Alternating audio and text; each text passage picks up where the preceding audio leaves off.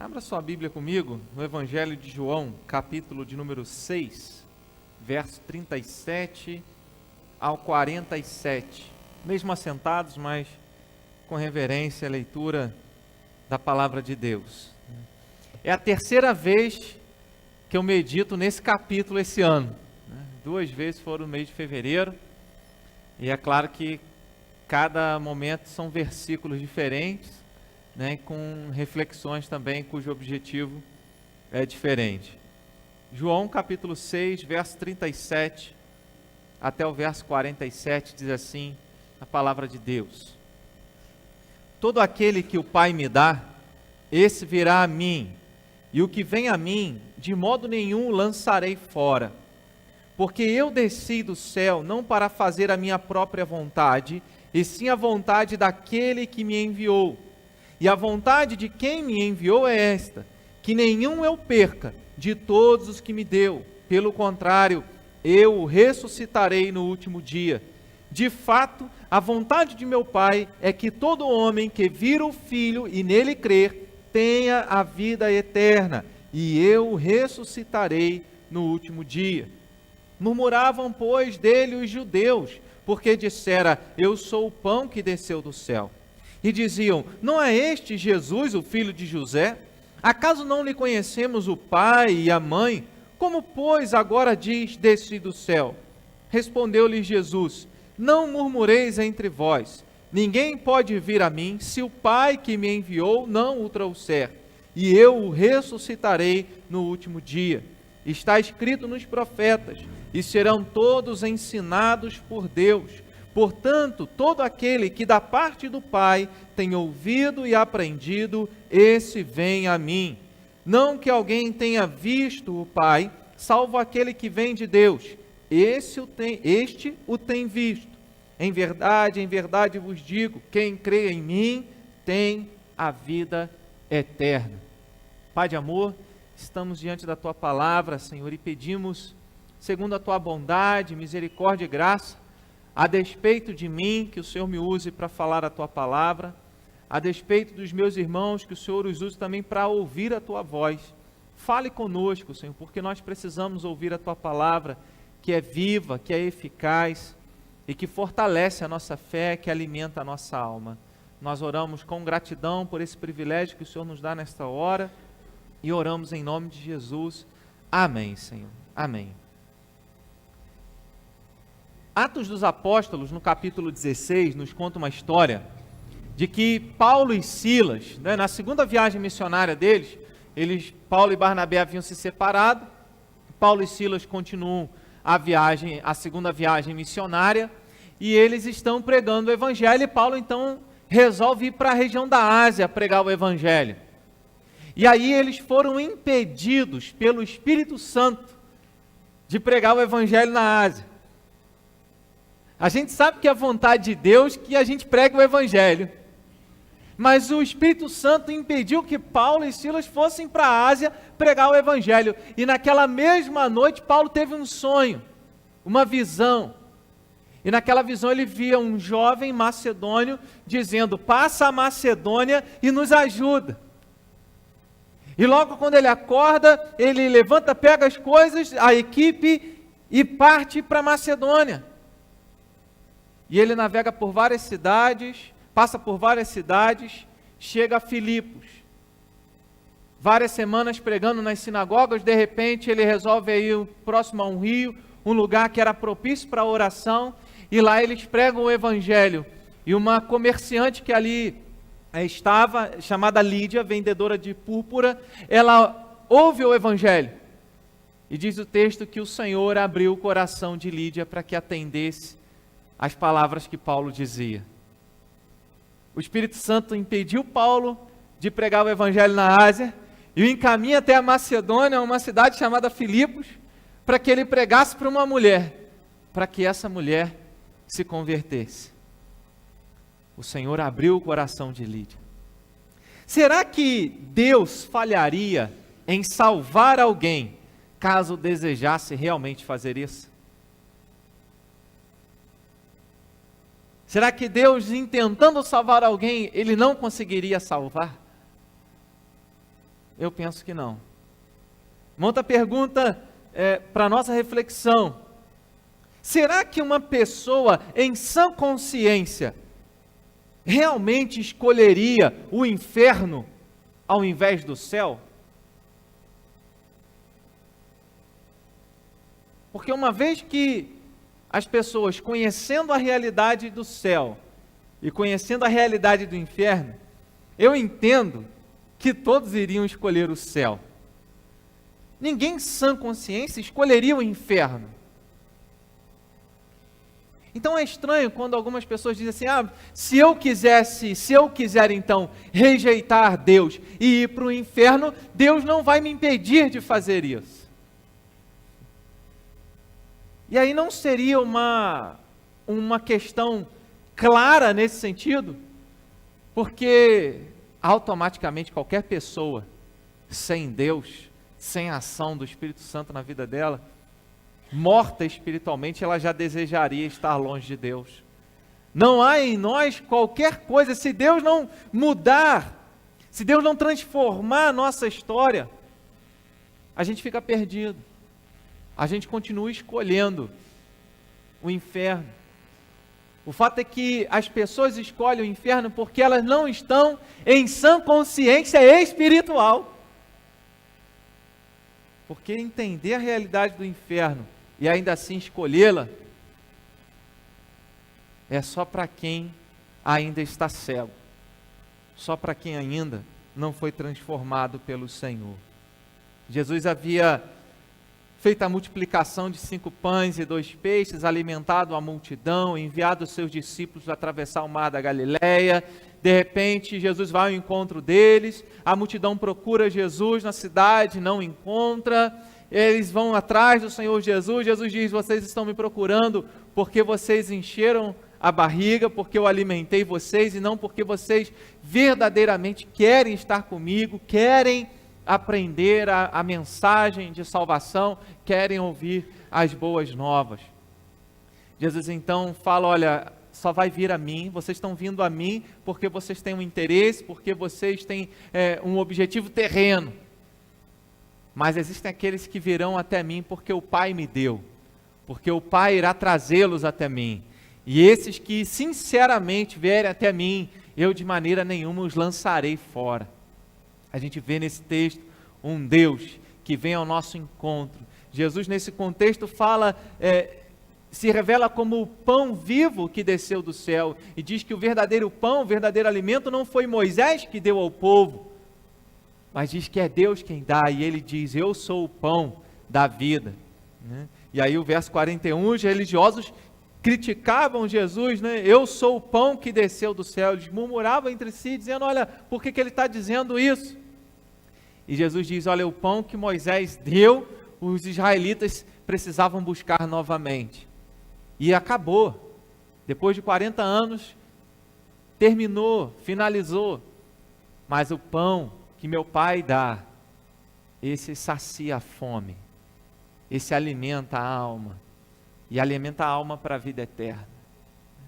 A gente vê um Deus que vem ao encontro da humanidade, e que uma vez resolvendo salvar um povo que ele escolheu e que não merecia, ele leva essa obra até o fim. Paulo em Filipenses 1, verso 6, ele diz, aquele que começou a boa obra em vós irá completar até o dia do Senhor Jesus. Quando ele começa, ele termina. Mas para aqueles que ainda não tiveram uma obra iniciada, creia que existem muitas pessoas ainda que ele vai começar e quer começar essa obra. Eu quero pensar nessa manhã sobre essa ideia, sobre esse tema de que um Deus que uma vez que resolveu salvar alguém, ele vai até o final e ele cumpre essa tarefa. Não há nada que impeça a Deus de salvar uma pessoa, se ele assim o quiser. Então essa ideia na teologia é chamada de graça irresistível. Ou seja, o ser humano, ele é rendido, ele é passivo, ele não consegue resistir uma ação de um amor incondicional, de uma graça poderosa, de uma ação do Espírito Santo que, operando no coração dele, muda todas as suas vontades, converte a sua podridão em santidade, converte a sua recusa, a sua indiferença a Deus em anelo, em desejo pela presença de Deus. Graça irresistível. Nós conhecemos isso também como um dos 5 pontos do calvinismo. Eleição incondicional. A gente tem meditado pela manhã, em alguns domingos, sobre esses temas. Perseverança dos santos, eleição incondicional, o fato de sermos pecadores, a depravação total, a expiação limitada. Jesus morreu especificamente para aqueles que o Pai lhe deu, e esse texto também revela isso, esse contexto. João 6 e João capítulo de número 10. Mas eu quero me deter especificamente nessa ideia da graça irresistível que ensina que um Deus, que o Deus Todo-Poderoso, uma vez que Ele quis salvar, a quem Ele quiser salvar, Ele vai salvar. E ninguém vai impedi-lo de fazer isso. Eu penso que, para alguns, isso fere o orgulho, porque diz assim: Deus então estaria me obrigando a aceitá-lo? Não, Ele não faz isso. Então eu não tenho escolha a não ser aceitar esse amor de Deus? Não, não é isso. Mas Ele está dizendo para você que ora por alguém, Ele está dizendo para você mesmo que foi alvo dessa graça, que uma vez que Ele te alcançou, foi uma obra dEle. Não dependeu de você. Até mesmo aqueles corações, porque de outra forma, o que nos motivaria a orar por alguém que ainda permanece incrédulo, por alguém que ainda permanece com o coração endurecido, o que nos motivaria a orar por essa pessoa? A não ser uma graça irresistível, a certeza de que se Deus operar no coração, na alma, nada pode impedi-lo de operar essa salvação. Porque se essa salvação dependesse de nós, uma vez que nos demonstrássemos e nos revelássemos endurecidos em relação a essa graça, a essa salvação que vem de Deus, eu não precisaria orar, porque a pessoa iria dizer: eu não quero. E algumas pessoas dizem: eu não quero. Mas mesmo ouvindo "eu não quero", a gente continua orando, a gente continua evangelizando, a gente continua falando. E por que a gente continua fazendo isso? Se não pela certeza de um Deus que opera no coração e que muda a vontade, que transforma o coração de pedra num coração de carne, que muda a mente, que faz com que nós sejamos novas criaturas. É isso que a graça irresistível ensina. Então, para alguns, isso fere o orgulho de um Deus que opera no coração e salva, ainda que o coração esteja endurecido. Mas para nós, é refrigério na alma. Para nós é alívio, é paz, é esperança. É a certeza de que o Deus que começou a obra, que escreveu o nosso nome no livro da vida, Ele vai levar essa obra até o fim. Como diz lá em Isaías 43, ainda que passemos pelas águas, pelo fogo, nada nos acontecerá, porque o Senhor nos amou. E aí ele termina já no versículo 11, 12, 13, ele diz: eu anunciei salvação, realizei-a e a fiz ouvir, Deus estranho não houve entre vós. Ninguém há que possa livrar alguém das minhas mãos, agindo eu, quem impedirá?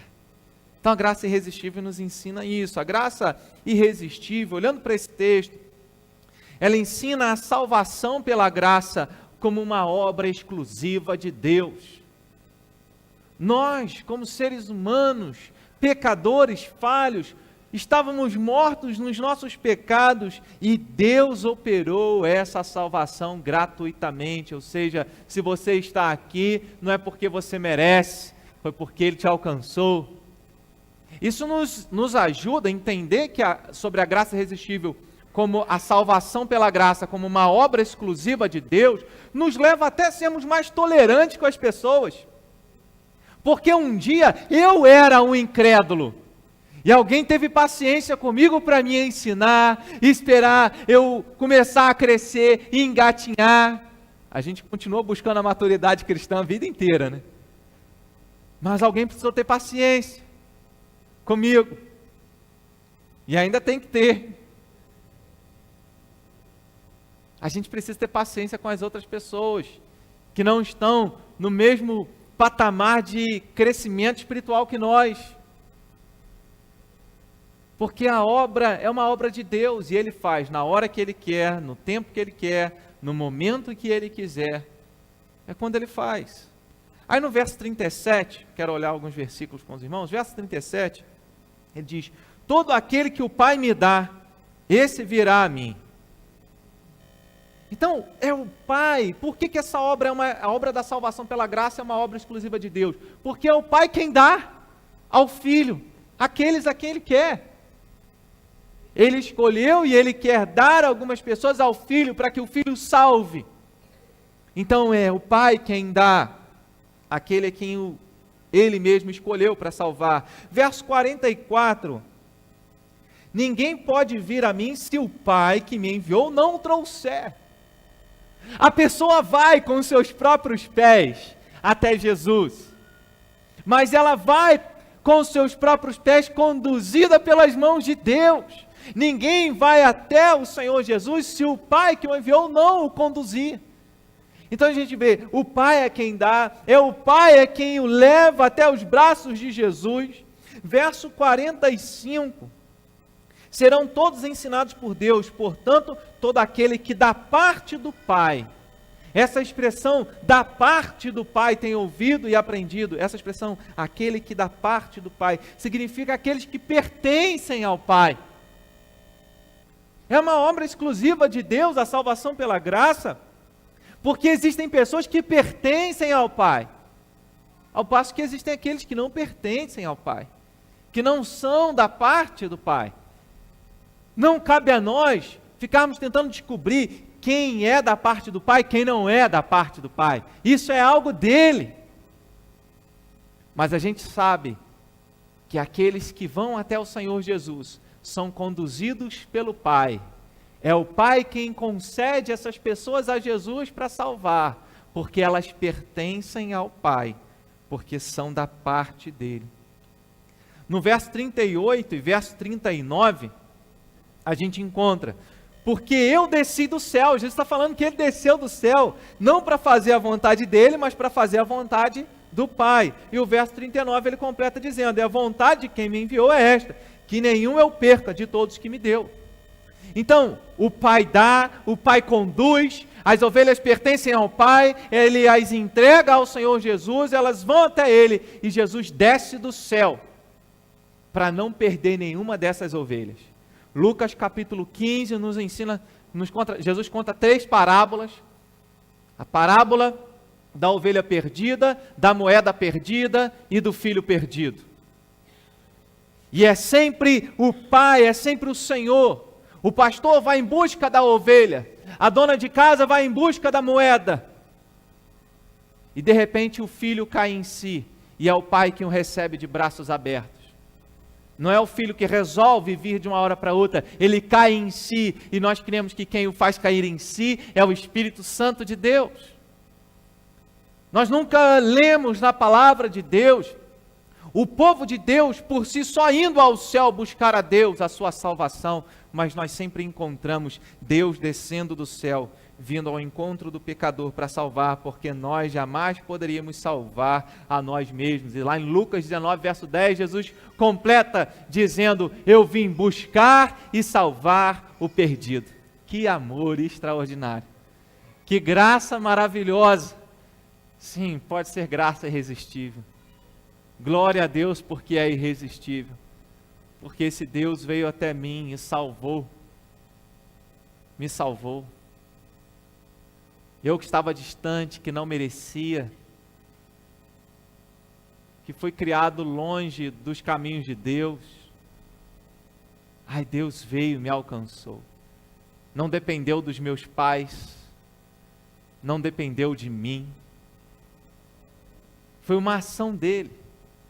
E ele moveu o universo e fez com que na minha história viesse pessoas para compartilhar o Evangelho.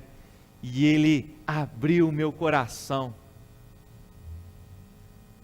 É uma graça de Deus maravilhosa.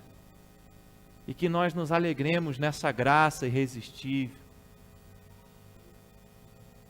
Vejo pessoas que passaram anos longe do caminho do Senhor. Pessoas que foram criadas no Evangelho longe e depois voltam. Que graça maravilhosa! É aquela graça que não desiste, que insiste, porque quando ela opera, ela é irresistível. Se alguém disse não ao Senhor, ao convite do Evangelho, é porque essa graça ainda não foi operada. Então não desista de orar, não desista de evangelizar, não desista de pregar, porque se o não foi dito, é porque ainda não foi o tempo do Espírito Santo de Deus falar ao coração. E aí esse trecho de 11 versículos nos revela um favor divino. O favor de Deus em contraste com as boas obras humanas. Não é por aquilo que eu faço, mas é pelo favor de Deus. Revela a vontade de Deus em contraste com a minha própria vontade, porque se Deus me deixasse pela minha própria vontade, eu estaria longe dele. Ainda dizendo, como várias vezes eu disse para minha mãe: mãe, hoje eu não vou para a reunião da célula não, eu vou para outro lugar, vou para a casa da Karine. Eu não quero. Se Deus me deixasse pela minha própria conta, eu ainda estaria dizendo não. Mas glória a Deus por essa ação maravilhosa do seu Espírito Santo na minha vida, que fez com que os meus pés tivessem um lugar firme para andar. Então revela o poder de Deus em contraste com o meu poder, que é fraqueza. O meu poder é somente para o pecado, é somente para aquilo que desagrada a Deus, é somente fraqueza para a escravidão de Satanás. Mas a graça dele, é o poder dele que liberta, que me faz andar em sua presença. João capítulo 1, verso 13 diz que aqueles que creem em Jesus não nasceram da vontade do sangue, nem da vontade da carne ou da vontade do homem, mas nasceram da vontade de Deus. Efésios 2, do verso 1 ao 10, nos ensina que nós estávamos mortos e Deus nos deu vida por meio de Jesus.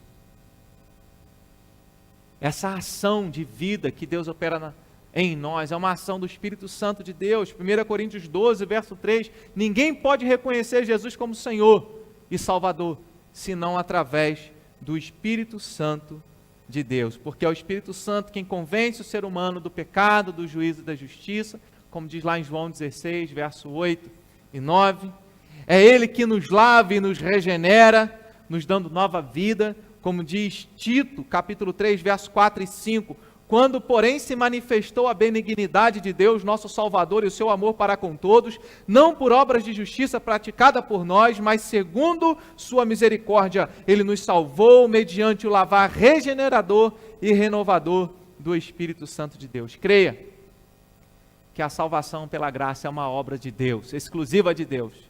Continue orando, continue evangelizando, continue falando, porque na hora que Deus quiser, ninguém vai impedir. E a palavra de Deus diz que é a vontade dele que todos cheguem ao pleno arrependimento. Segundo lugar, a graça irresistível ensina que a vontade humana não é violentada ou obrigada. Nós não somos marionetes nas mãos de Deus. Nós temos liberdade para agir.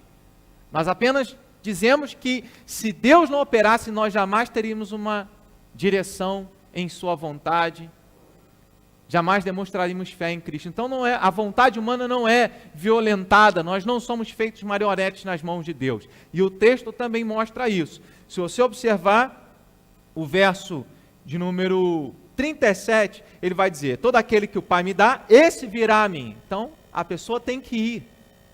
O verso 40, ele diz: de fato, a vontade de meu Pai é que todo o que vir o Filho e nele crê. É preciso crer.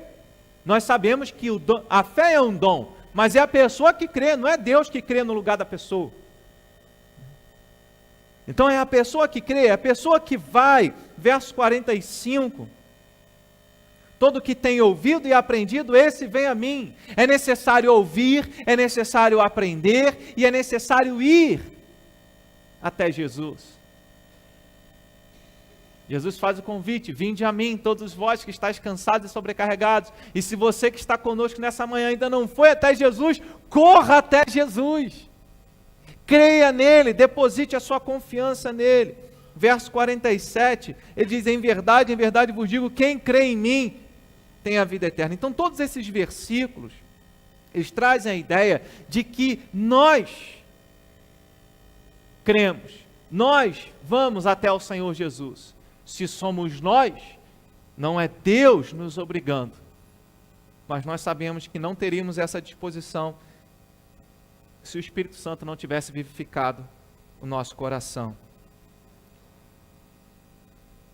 Glórias ao Senhor que mudou o nosso coração, para que nós fôssemos libertos das garras de Satanás e pudéssemos escolhê-lo na sinceridade do nosso coração, como eu li no início do culto, Davi dizendo: meu corpo te almeja, como terra árida, exausta e sem água. E em último lugar, irmãos, a graça irresistível ensina que podemos ter a certeza da eficácia da salvação e termos segurança nela. Porque no verso 37, Jesus diz na terceira parte, eu dividi esse versículo em 3 vezes, 3 partes, os irmãos já prestaram atenção nisso, né? Ele diz: de modo nenhum lançarei fora. Aquele que o Pai dá, esse vem a mim, de modo nenhum eu lançarei fora. Aquele que vem até mim, eu ressuscitarei no último dia. Ele repete isso várias vezes. Aquele que crê em mim tem a vida eterna. Então Jesus está assegurando que uma vez que o Pai concedeu, e essa pessoa foi até Ele, Ele guarda, Ele traz vida eterna, Ele concede vida eterna, Ele assegura a ressurreição. Então a graça irresistível nos dá segurança. A graça irresistível nos dá segurança da nossa salvação e a certeza da eficácia de que uma vez que Deus resolveu salvar, Ele vai salvar. Igreja Presbiteriana de Conselheiro, não desista daqueles seus que estão longe.